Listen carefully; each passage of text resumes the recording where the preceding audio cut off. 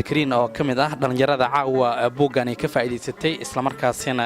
qayb ka ahaa oo xafladana goobjoog ka ahaa cabdikariinow maxaa kaaga baxay buugani fursadda wadaniga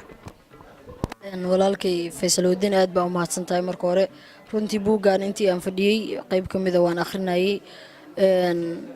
dareenkayga runtii wuu bedelay qof walba oo akhristana dareenkiisa wuu bedelayaa hadduu eebaydmo kaliya waxaa kugu filan inaad akhrisid haddii aad akhrisid page-kaas dambe u dambeeya waxaad naftaada ku khasbaysaa inaad dhex gasho oo dhammaantiis hal fadhi ku wada dhamaysid waxaa kaliya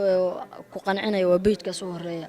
haddii aan qayb ka mid ah sheego waxaa ku qoran buugan inuu yahay jiheeyaha ku tusaya jidka san ee aad dalka ku garab istaagi karto waa sax magaalada Gaalkacyo waxa lagu soo bandhigay buugaag badan laakiin buugan Najma wuxuu buugaagta kale uga duwan yahay waa buug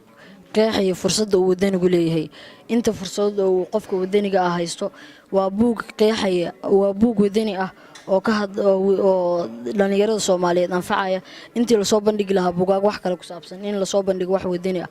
runtii dhalinyaradan hadii maanta waxay u baahan yihiin wax ku dhiirigeliya oo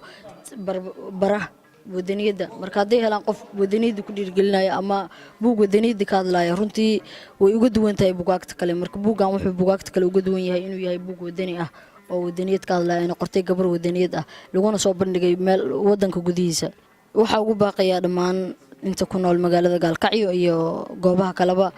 in ay ka faa'iideystaan buugan fursadda wadaniga ma ahan maanta caawa hadaad haleeli weyso aad qaadan weyday inuu ku dhaafay balse uu kula joogaa Najman uu kula joogtaa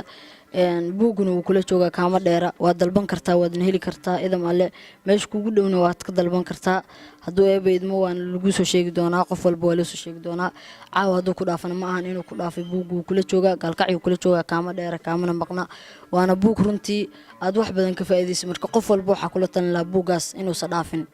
buugaas yuusa ka dhamaan baa qof walba dhila buugaas yuusa ku dhaafin runtii wuu ka nasiib badan yahay qofka akhristay buugan wax badan ayuuna ka faa'iideeyay oo aad aqoon ayuuna baranaya qofkaas